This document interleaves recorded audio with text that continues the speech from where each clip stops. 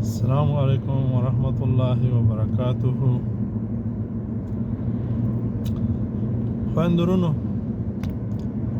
تل لکه څنګه چې خدای پاک د موږ نه غواړي رښتونی اوسئ، صادق اوسئ. موږ په دې فکر یو چې ګونې د موږ نه کومه تېروتنه وشي نو ډیره د شرم خبره ده. تاسې باور وکړئ چې ټول انسانان چې دي په یو څیر دي. البته څوک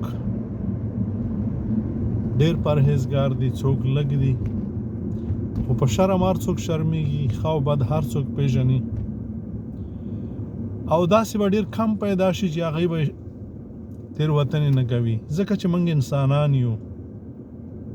تېروتنې به حتمن رانه کېږي، خو باید چې موږ او تاسې انسانان شو، مسلمانان شو، بلکې ښه مؤمنان شو.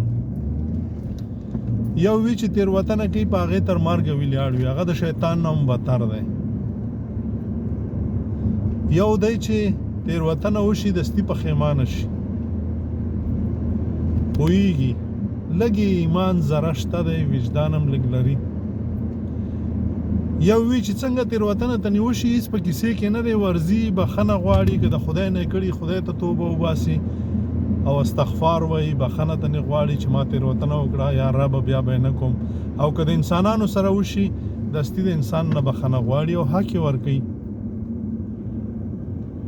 یو چې دی انسان دی، یو چې دی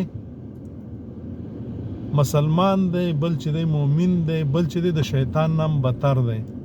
د شیطان نه بدتر هغه دی چې تېروتنه کوي، د چا حق خوري، د چا نه غصب کوي او داسې نور. دا ټول حقونه دي چې څوک چاته مینه ورنه کا، د چا حق پوره نه کا، یو په بل باندې چې حق ته یې پوره نه کا، ان تر دې پورې چې بد ورته وګوري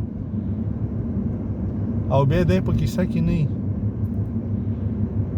خدای پاک د ذرې ذرې خو او بدو حساب کوي. ښه به ده په نیکیانو کې او بد به ده په بدیانو کې حسابېږي.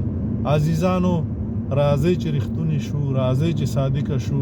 لکه څنګه چې ما مخکې وویل چې د هر چا نه تېروتنې کېږي.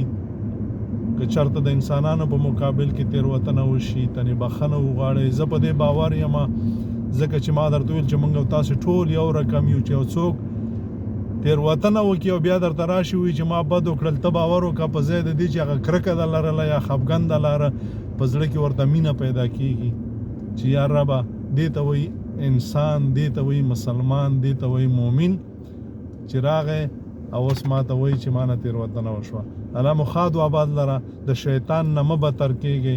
ژوو پورې خو خندا نه کوو، ژوي دومره بد نه دي، ولې چې هغه سپی، خر، غویا، هر شی چې وي چې مینه ور سره کوي مینه در سره کوي.